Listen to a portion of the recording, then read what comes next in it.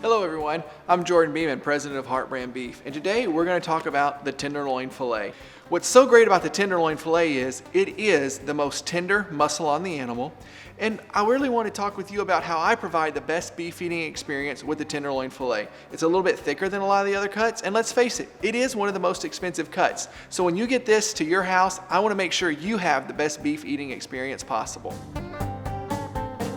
So when this filet arrives to you, it's going to arrive in a styrofoam cooler. When we ship it out, it's going to be packed with some dry ice and some gel packs, and it'll arrive either frozen or cold to the touch at your door. So if it is still frozen, we definitely recommend you thaw it in the refrigerator. Please don't put it in hot water and rush this process. This is going to be the best beef eating experience possible, so take the time to thaw it slow. Please put it in the refrigerator 2 days in advance. If that's really not possible and you can't do it, at least thaw it in cold water. Never hot water. If you have to thaw it quickly, thaw it in cold water, and it'll probably thaw in about 2 hours or so. When I cook my tenderloin filet, I like to keep it pretty simple, because remember, this is HeartBrand. HeartBrand's gonna pack that extra flavor and that extra tenderness, so let's keep it simple and let the meat do the talking. I like to use a kosher salt, some black pepper. I like to use a medium to coarse black pepper, not something so coarse that when you bite into it and you're like, oh, that's pepper, but something that's still coarse enough to where you can see it.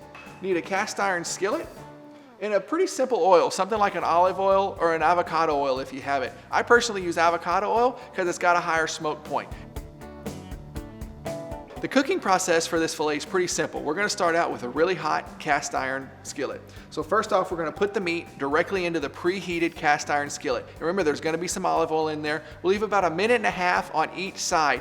And then once we have each side done, since this filet is so thick, I like to cook each side of the filet as well. So maybe about 30 seconds to 45 seconds on each of these sides. We're going to go into a preheated oven, preheated to about 425 degrees. And we'll cook it, depending on your exact doneness, we'll cook it for about 10 minutes in that oven. But real simple, just push the meat down a little bit, push it to the side so you're not cutting into the meat, and take the vacuum pack with a sharp knife and cut right along the edge of the vacuum pack, just like that. See? Cuts pretty easily, but try not to cut into that meat. So cut around right the edge and just simply pull it out, put it on a skillet or on a plate, and we'll season it with salt and pepper. So first off, just start out with that basic kosher salt. And I like to make sure you get the salt all over, and then we'll go for the salt to the pepper, pat it in nice, and then go to the other side, salt and pepper the other side. So I do think even Akaushi needs salt. I really think that all beef needs salt to bring out that natural flavor. But I don't get too elaborate with it. Just the basic salt and pepper, pat it in, and then take these sides and rub it all around the plate here to get that extra salt and pepper that fell off on the side. That's really all it takes. Salt, pepper, and we're ready to go to the skillet.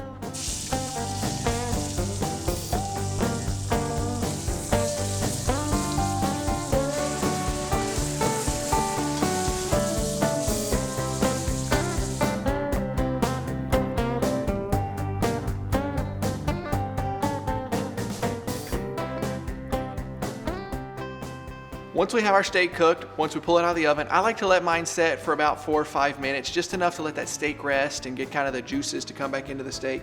So now we have our finished product. We're gonna cut it and see how we did. My preferred temperature is about 138 degrees internal. So let's check out and see how well we did.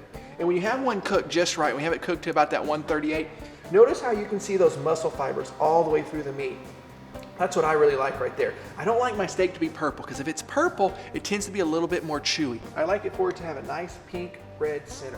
So let's try it out and we'll see how we did. Very nice. That's why everyone loves the filet. Tender every time, and when you have an Akaushi filet, you get great flavor, that juicy, rich, buttery flavor. Wonderful every time. Thanks for watching the HeartBrand cooking series. We'll see you next time.